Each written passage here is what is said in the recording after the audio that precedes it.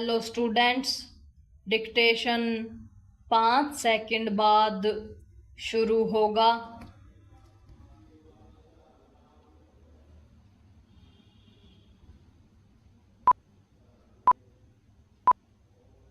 Start. Tamil Nadu के राज्यपाल की ओर से विधानसभा से पारित विधेयकों को रोकने पर सुप्रीम कोर्ट के हाल के फैसले ने जो बहस शुरू की थी उसे उपराष्ट्रपति जगदीप धनखड़ की यह कठोर टिप्पणी और गरमाएगी कि न्यायपालिका सुपर संसद बनने की कोशिश न करे। चूंकि सुप्रीम कोर्ट ने राज्यपालों को विधेयकों पर 3 माह में फैसला लेने का आदेश देते हुए यह भी कहा था कि यदि राज्यपाल किसी विधेयक को असंवैधानिक मानते हुए राष्ट्रपति के पास भेजे तो वह उनसे राय ले। इसलिए यह सवाल उठा कि क्या उसे ऐसा आदेश देने का अधिकार है। यह सवाल इसलिए और भी उठा क्योंकि फैसला सुप्रीम कोर्ट की 2 सदस्यीय पीठ ने दिया, न कि संवैधानिक पीठ ने। इस सवाल के बीच ऐसे संकेत दिए गए कि सरकार इस फैसले की समीक्षा के लिए सुप्रीम कोर्ट जा सकती है।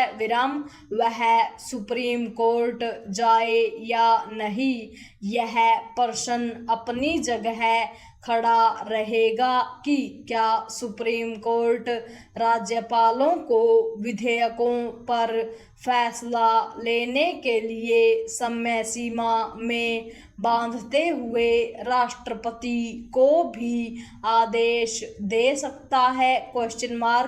इस प्रश्न के बीच इसकी अनदेखी नहीं की जानी चाहिए कि यह आदर्श स्थिति नहीं कि राज्यपाल विधेयकों पर कोई फैसला लिए बिना उन्हें लंबे समय तक दबाए रखे।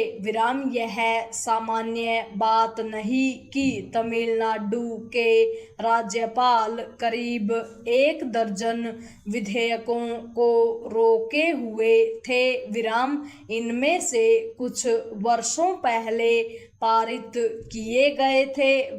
ऐसा नहीं होना चाहिए था। पैरा राज्यपाल को गुण दोष के आधार पर विधेयकों पर या तो खुद फैसला लेना चाहिए या फिर उन्हें राष्ट्रपति के पास भेजना चाहिए। विधेयक दबाकर बैठने का अर्थ है राज्य सरकार के शासन करने के अधिकार और जनता के हितों की अनदेखी करना।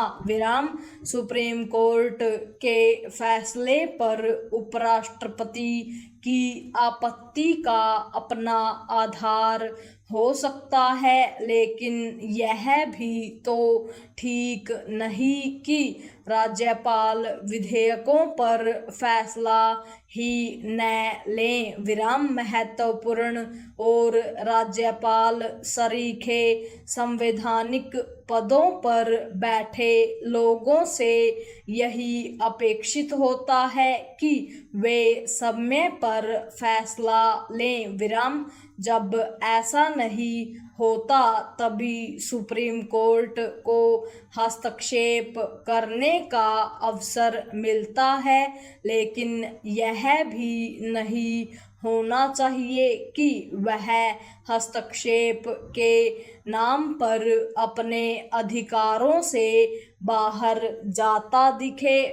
सुप्रीम कोर्ट ने राज्यपालों के साथ राष्ट्रपति को ही समय सीमा में नहीं बांधा, बल्कि तमिलनाडु के उन विधेयकों को मंजूरी भी दे दी जिन्हें राज्यपाल ने रोक रखा था। विराम ऐसा इसके पहले कभी नहीं हुआ। विराम यह पहली बार नहीं जब अधिकारों को लेकर न्यायपालिका, कार्यपालिका और विधायिका में तकरार हुई हो। विराम ऐसी तकरार तब तक होती रहेगी जब तक ये तीनों अपना काम समय पर और सही तरह से नहीं करेंगी। विराम दुर्भाग्य से कई बार तीनों ही ऐसा